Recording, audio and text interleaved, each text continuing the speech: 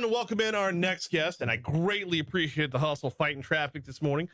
State Representative Vanessa Lafleur. Welcome back. How are you? I'm well. Thank you for having me. Thanks for the patience. No, I'm glad to have you back on. So I told you what I did. This was just force of habit. Mm-hmm. When I wanted to get the early previews of the legislative session, I texted Ted. It's okay. I feel I get it. force of habit. It's a reflex. Like everywhere I go, I'm the girl who replaced Ted. Right? Like, okay, my name is Vanessa. I mean, he was kind of a, with all deference to the Super Bowl commercial, he was kind of a rock star in the scene. Absolutely. So you've been doing a phenomenal job filling his shoes, but like those are shoes to fill. So let's get into it. There's a number of things you're looking at in the upcoming session. Do you mind if we start on the Senate side? Sure. We've been talking about libraries a lot on the show, a lot more than usual, as there's a council person in Livingston Parish who's looking at what's going on in the library as well. Apparently, this has reached a statewide level as well with Senate Bill 7. Give me your takeaway.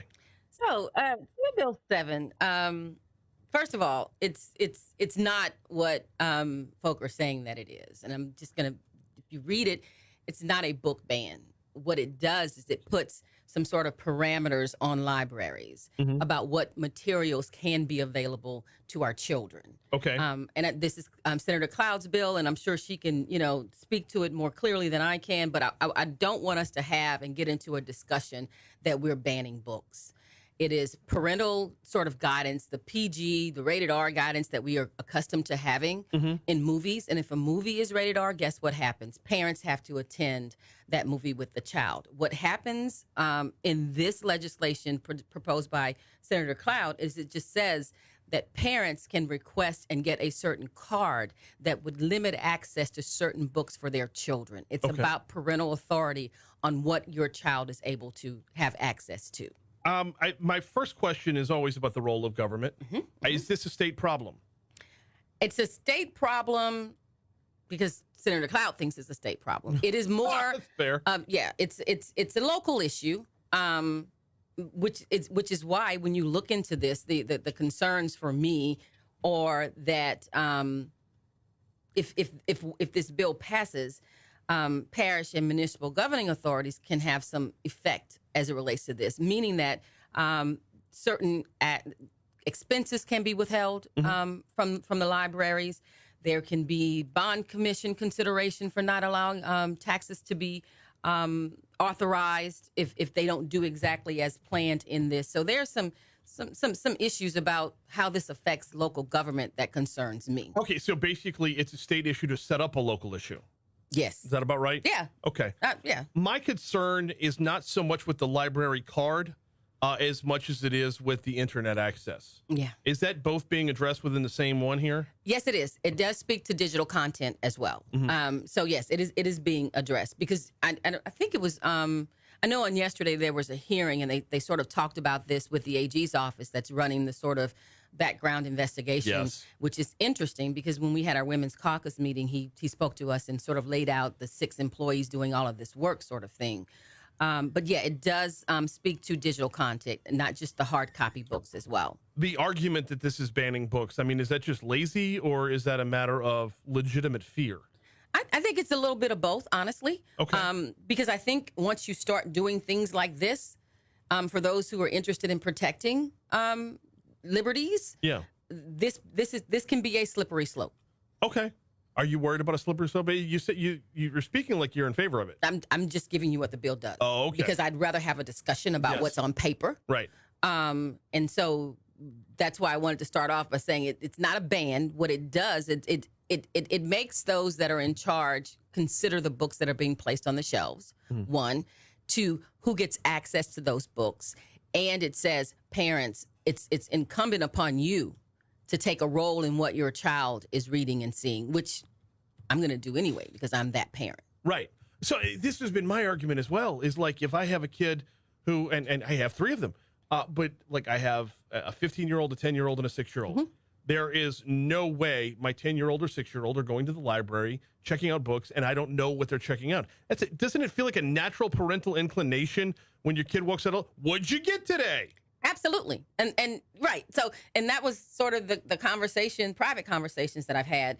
It's just that this is the infringement here is on my right to parent, but it can also, on the flip side, be seen as assisting parents in their duties for their children. Fair enough. Fair enough. You know, look at it both sides. Let's move over to the House side. There are a number of bills. It is a fiscal session, but there are a number of bills that step outside of that.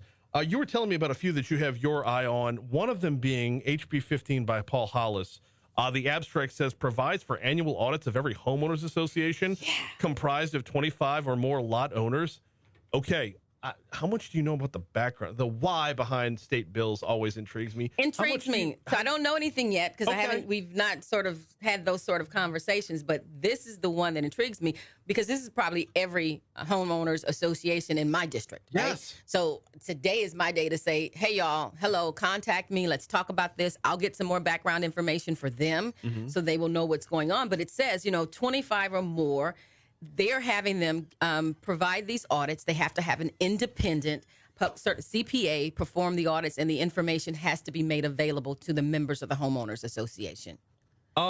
This is one that I'm going to be very curious about the genesis of it because homeowners associations, by and large, feel like they have rampant power. Yeah, they do. I mean, they're.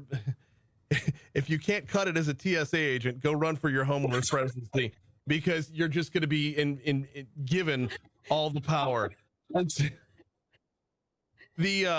the proposed law requires every homeowners agency comprised of 25 or more lot owners to have an audit of its books and accounts conducted annually.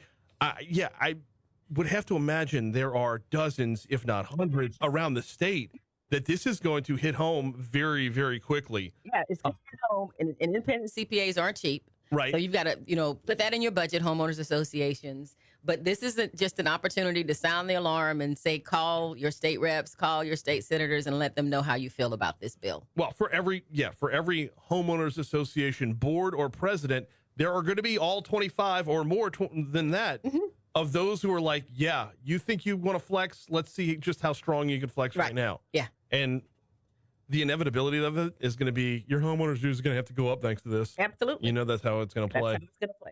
House Bill 12. Let's talk about this for a second. The abstract there reads, prohibits the promotion of certain students with reading deficiencies not remedied by the end of third grade.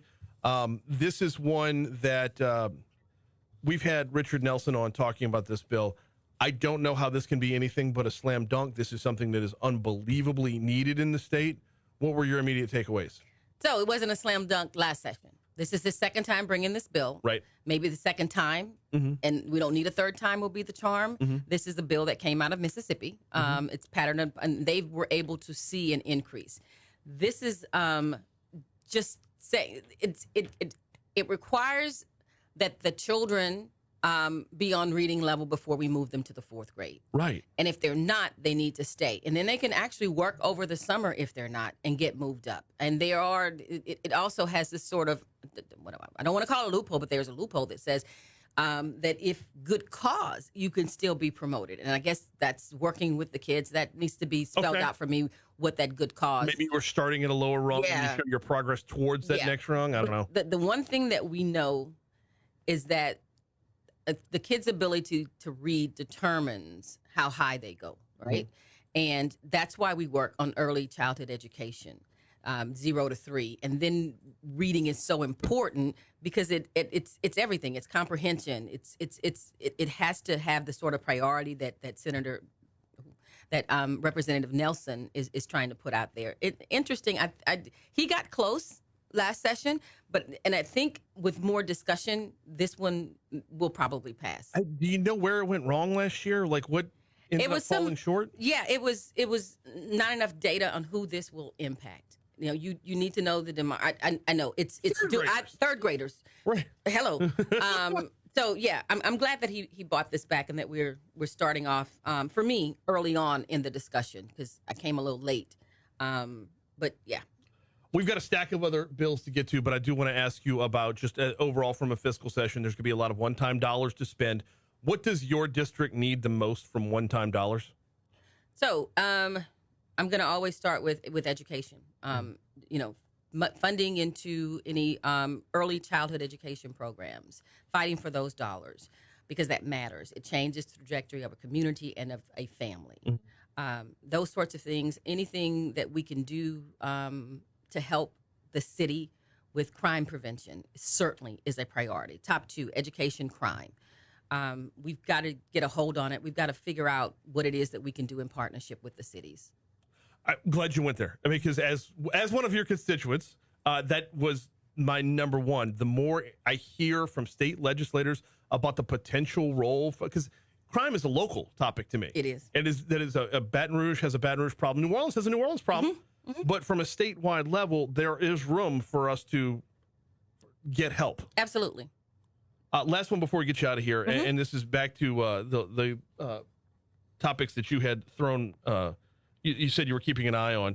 An interesting bill presented, HB 5, presented provides for the payment of out-of-pocket pregnancy-related medical expenses from the father. Yeah. What's that about? That's about Rep. Freeman, and I don't know that he'll probably get this one through, and I'm going to vote for this. Honestly, it says what does it do? It says that a mother may recover 50% of her documented out-of-pocket expenses on a pregnancy. You're going to have paternity proven by clear and convincing evidence. The mother has 2 years to bring that suit. It's simple. You will help pay for any out-of-pockets in the birth of this child as a father. So child support starts with child pregnancy support. Yes. Yeah. In this bill. This is going to be interesting. This one's going to fly. Yeah, I think so. Because it's accountability, right? Well, hey, look, you're sitting next to a very pro-life guy. If life begins at conception, why doesn't support? Yeah. Those two things seem to go hand in hand. Absolutely. In the meanwhile, I greatly appreciate the time this morning. We're already late for news. She is State Representative, not Ted James. She is State Representative Vanessa Lafleur. I always appreciate it. Thank you so much for coming in. We'll be talking regularly during the session. Right now, we got to get to ABC News.